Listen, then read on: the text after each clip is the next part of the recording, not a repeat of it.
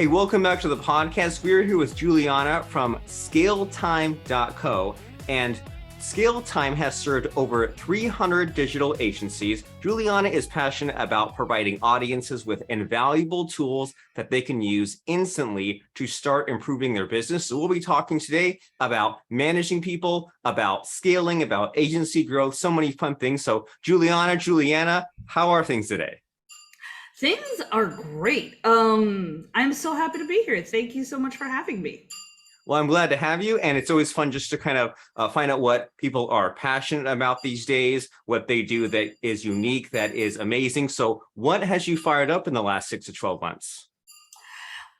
In the last 6 to 12 months, so I happen to go on a bunch of rabbit holes. So there's like personal things that have me crazy. I am currently, I'm part of the Great Migration from New York to Florida. So I'm in tons of boxes. So in due form, we are looking at how to make a co-working space in the home as soundproof as possible. So so I'm geeking out on that. And then also in terms of the business, we are creating sort of an industry study because we have about like 500 data points that's going out to over like 100 publications after, surveying all these different digital agencies. So I'm very excited about that. That should be in the publishing cycle in like the next 4 weeks. And so what kind of conclusions have you drawn here? You've surveyed these agencies, figured out all these data points. What is amazing? What's newsworthy? Newsworthy, it's the conclusions are not that and I don't know, right? Like I guess what's not newsworthy to me might be very newsworthy to others. We've seen this we basically survey like 50 different operational gaps, right? So everything from your client onboarding to your hiring to your client management. And then one of the things that we see so often is how owners, right? And we can also sort of cross-reference this by agencies who are under 250K, who are mid six figures, who are low seven figures, or above, 8 figures. And what is outstanding is how much owners are still owning some of the processes, right? And what we see is in the beginning, right? Like owners can own all of the processes, right? Because you're doing it all, and you haven't hired yet, or you might have a couple freelancers. And then afterwards, we can see, as the data points increase, as revenue increases, not a huge surprise, they're able to delegate some things, but even up until the low seven to high seven figures, owners are still managing and really owning client management. And usually what we have seen after speaking to them, right? The piece of it is strategy, is delegating strategy, right? So they're still owning client management for large part of it, sales for large part of it, and hiring and onboarding. So there's still that single point of failure, which isn't, obviously, I think your listeners, if they're listening to you and they know this, right? It's not a huge surprise, but it is surprising to see it verified in the numbers. And that is like the ultimate problem, right? Of saying like, well, I want to make this agency and I want to do all this work and it all has to be perfect. Like you said, from the onboarding and doing the work and doing all the tracking, like you want all these things to happen, but there's only one of you. It would be nice if there were like 10 clones of you. And then you go down this, like the rabbit hole of you hire and you get the bugs worked out and you document and you delegate and you refine. And it always seems to be a mess no matter what you do. So what's the solution? What's the way out of this like owner conundrum? The owner conundrum. I love that. So I tend to think about it as like 5 pillars, right? Because oftentimes, clients will come through and they're like, I really tried to delegate whatever it might be, production, or let's say reporting such a huge one, right? Especially if you're heavily into like doing PPC or SEO, right? We're really trying to delegate this whole completely. And so I'm like, okay, what do you have in place, right? To really think through full delegation of a function, let's call it. And so I'm like, do you have workflows in place, right? And workflows, steps that can be tracked, not in your head, not on a spreadsheet, right? Like not on a whiteboard. Preferably whether your function is client sales, like if it's on a CRM or a project manager, like can it be tracked? Do you have something? And sometimes it varies from like, yes, we do, everything's tracked, we have templates and it's amazing and it's awesome, to kind of sort of it's in my head, right? So there's everything in that spectrum. Then I'm thinking through, all right, do you have a piece of technology where people can communicate about this, right? Usually pieces of technology, I'm thinking CRM, project manager, or like the big ones. For accounting, you have some sort of bookkeeping and all that. And sometimes it's like, yes, we got our tech stack. Everything is great. Cool. Is everyone on the team using it? Well, some people are using it, but others are not. Right? Like, are they using it consistently? Well, kind of ish, right? So that's another pillar, thinking through tech. Another pillar is like, do you have your documentation? And documentation, different from training, right? So documentation meaning like, do we have like the repeatable, like the stuff that's repeatable? Like, do we have the templates? Do we have like for sales, do you have a deck? Do you have like all of the pieces that you need to make this function and repeatable and scalable? And sometimes people do, again, right, that consistency across the team, like some people are using it, some people are not, or we don't have anything, we're reinventing the wheel every single time we take on a client, right? So this piece. Fourth piece, then we start training.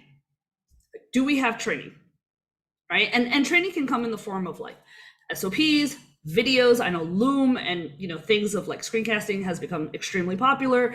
Do we have levels of training?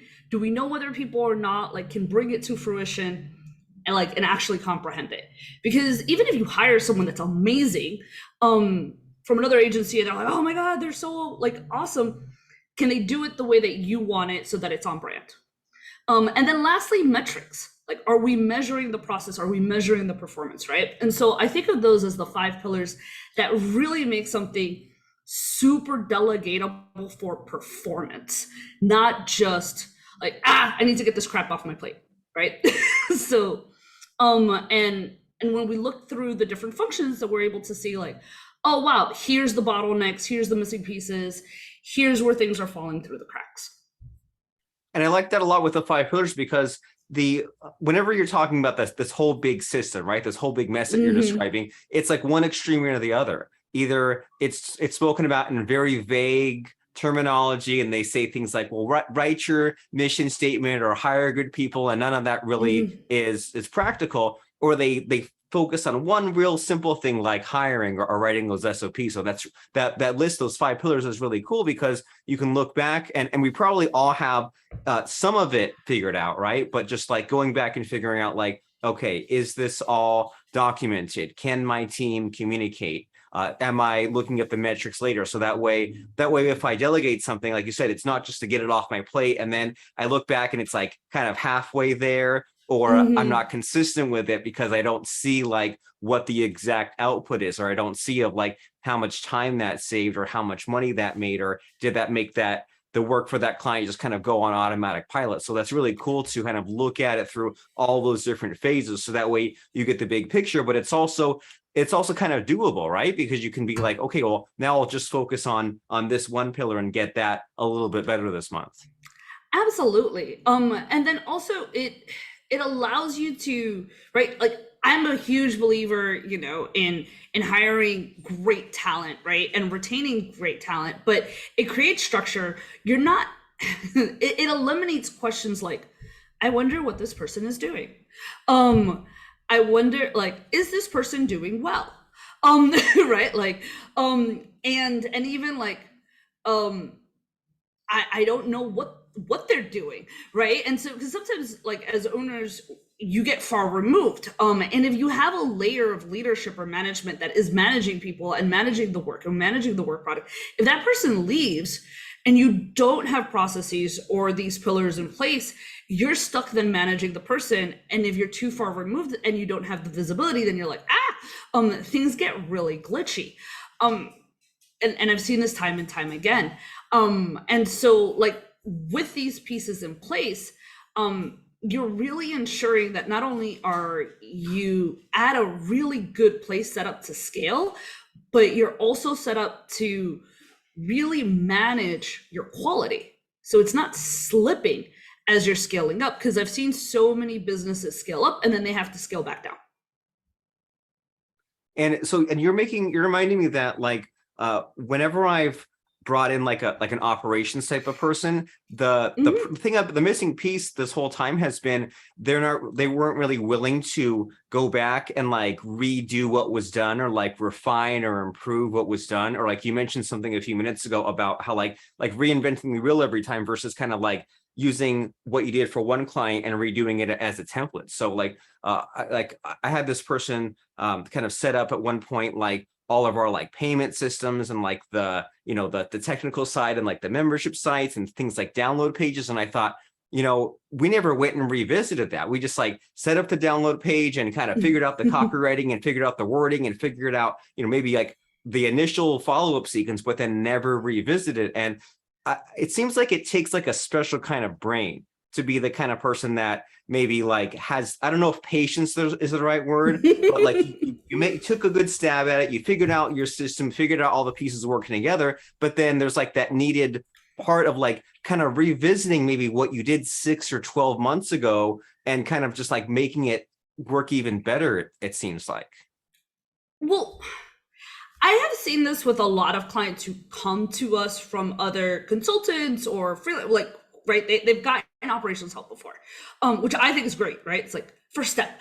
And what happens is, especially in done for you services, right, or done for you operations, is that the knowledge is then not transferred to the team, right? So I often describe this. I'm a car fan, right? And I like European cars. So it's a little bit of the difference between like American and German engineering, right? Where with American, you have to keep coming back for parts, whereas in like German engineering, usually the parts are really good. And you're paying for your maintenance. It's and like the thing just works, right? And so when I think about this, it's oftentimes, and I've had this, like a client of mine, she had all of her proposals done, but something changes in the process. The team needs to know how to like change the process as the business changes, right? And it sounds like so simplistic, but especially with market, an algorithm changes, right? That's going to change the way that you service certain things. You decide to add a new service. You decide to up level the types of clients that you have, right? If you're dealing with small businesses and now if you're dealing with enterprise, it's a different level of sales cycle. It's a different level of onboarding. Service delivery looks different. Client management looks different. The way that you're dealing with various stakeholders look different. So your process is inevitably going to change. And my recommendation is always to revisit your processes about every 6 months. Just verify that they're still like active and available. Because so many times people are like, oh man, we put so much of this work into place. Could have been 5, 10. I've had it 20 years ago. No one looks at it. The stuff is not up to date. And so what also happens is that no one is actually using it. If you're talking about like putting in pages and how you're doing payment portals and stuff like that, if you have a new course or a new, anything, all that stuff needs to be revamped. Or you need to be able to know how to, or your team needs to be able to know how to put in a new page or a new payment plan, right? How to create all of those automations. And don't even get me started on automations. Like I could rant for days. Yeah, that's like a whole other level of complexity. And it seems like this is like a really common problem of just you bring someone in for one reason or another, and they, like you said, the knowledge is not always transferred, right? And you say, well, I wanted to get this problem solved, I wanted to get this off my plate, and then this new hire or whoever becomes like a black box, and then when they leave, or maybe they get distracted or whatever, now they've kind of taken on that chunk of the business, and it's been like ripped away along with them, and it seems like kind of a scary place to be in. And so I guess the solution is to apply these pillars, these principles that you've been mentioning, so that way, even though it might be like kind of tedious or laborious to communicate and transfer the knowledge and write these things down and document, it's maybe doesn't seem necessary in the present, but it's necessary in the future if and when this person leaves. Absolutely, because you don't want your process or your results to be held hostage by one individual, right? Or a team of individuals. And so many times people, for various reasons, they keep someone on who's either underperforming, not a good fit, whether that's cultural or results wise or whatnot, because they hold your process. And so it's so much easier to kind of stick it out with this individual than to document it and then hire someone new and train someone new. And it's a really sticky place for owners to be in. So is the answer to not get yourself into that situation, or to like bite the bullet and cut the person loose and then document? Or if someone's caught in this mess, what's to be done? I mean, so the best case scenario, right? And obviously it's not everything is rainbows and unicorns, right? But best case scenario is to have the person document what they know as you're working on whether it's their, like performance improvement plan, if that's the case, right? If they're underperforming, or if they're not a culture fit or whatnot, right? Is get them to document everything that they know. And the easiest way to do this is to just have them screencast, because in terms of like SOPs and workflows and everything else, like you can have a very junior person or even a VA or hire someone to translate all of that from a transcription, right? So if you could just get them to screencast everything, in the easiest way to be like, hey, we're having all of our people start to document everything. This is part of what we're having you do before you let them go, or before you are able to improve them or coach them up or whatnot. That's the best case scenario, so that they don't just leave with everything.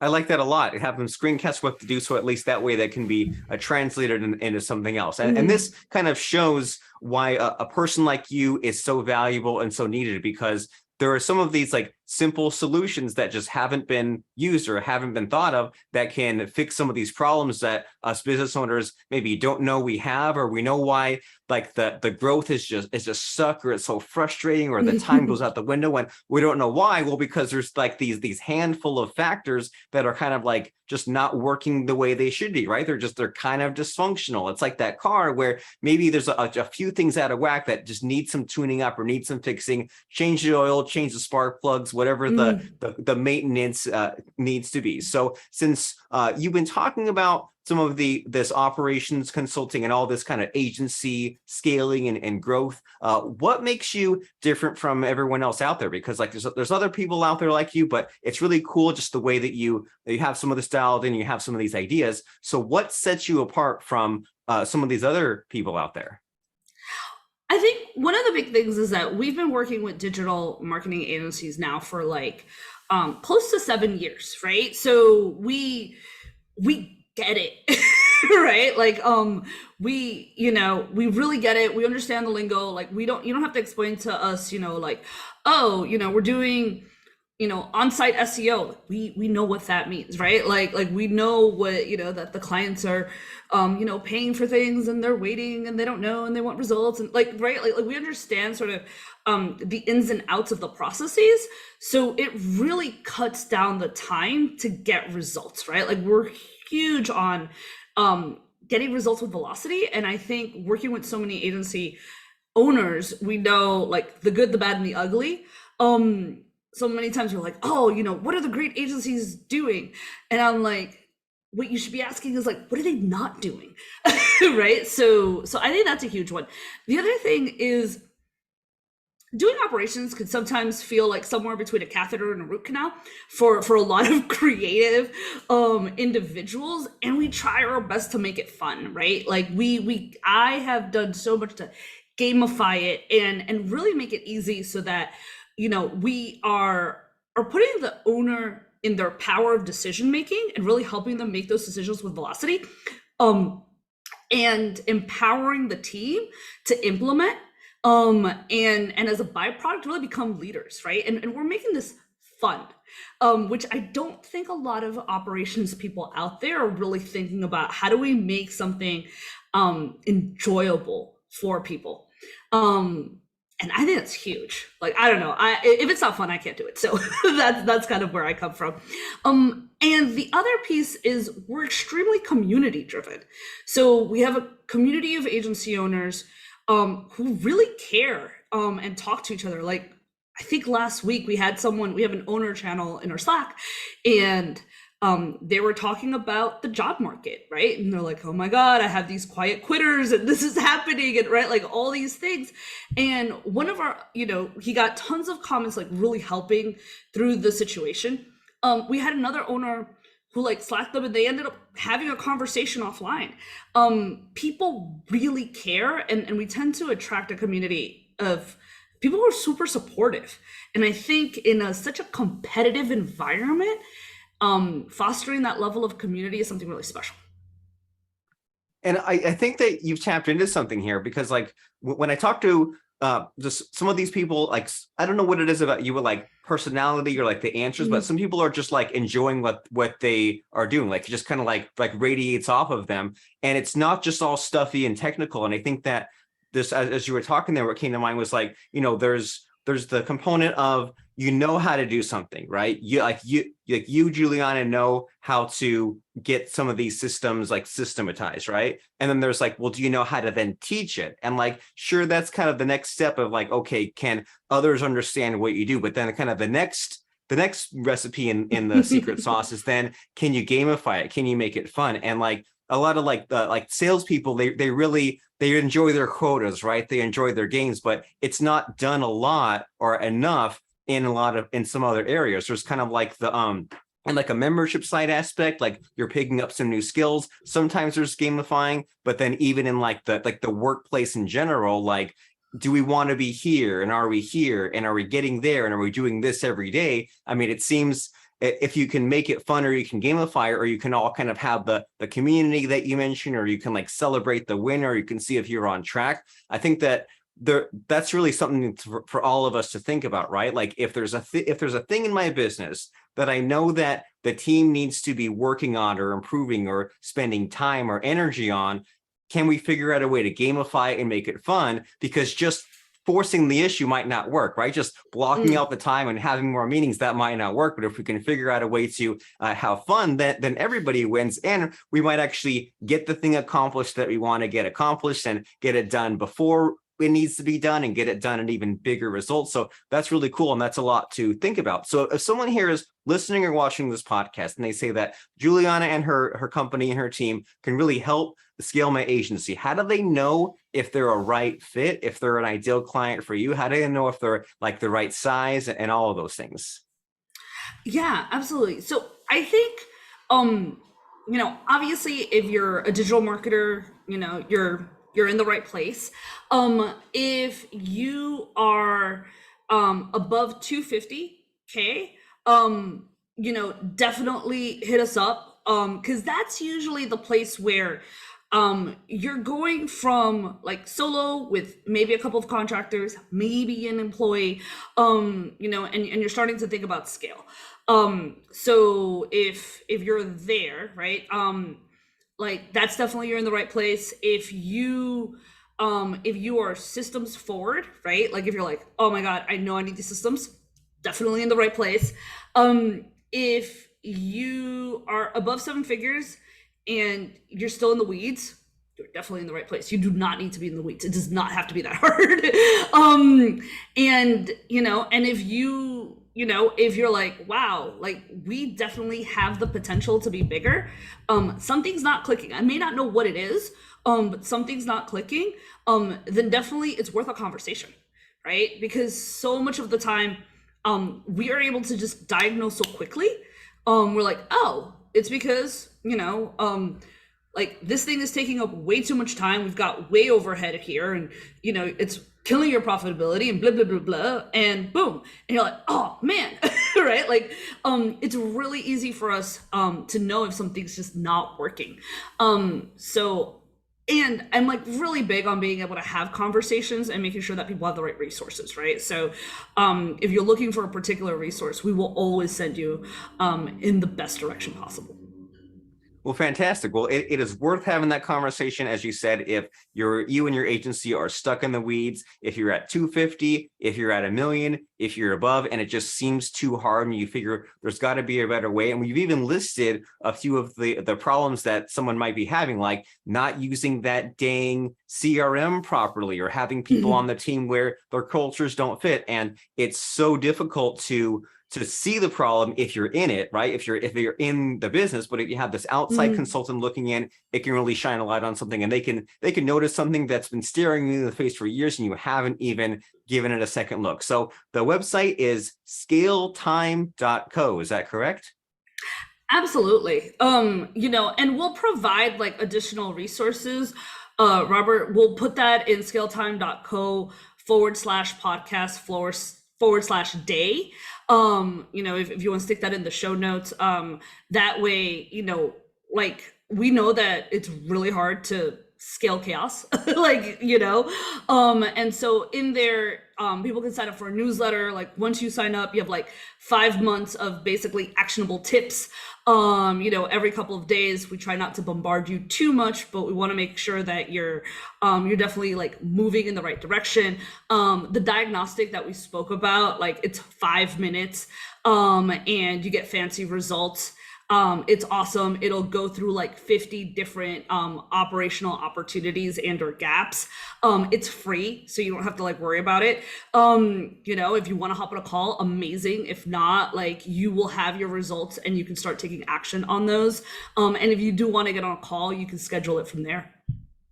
Amazing. ScaleTime.co/podcast/day to get those resources, to figure out about those gaps, to get that follow-up sequence, and most importantly, to schedule that call. That way you can have that conversation, that way you can figure out the next steps forward. Because if you keep on doing the same things, you'll get the same results, or they say something along those lines, right? So it is time for a change, and it is time for some exciting new action taking and some new opportunities. ScaleTime.co/podcast/day. And Juliana, as we wrap up and wind down our conversation, do you have any final parting words of advice, something like really cool and powerful and memorable, just to wrap up our conversation? I would say implement dirty drafts, because if you get stuck in perfectionism, implementation is not going to happen. Just absolutely think about your process as super agile and experiment. See what sticks, see what works, see what the team is like really willing to go to battle with. I love it. IDD, implement dirty drafts. Do it now, and we will see you at ScaleTime.co/podcast/day.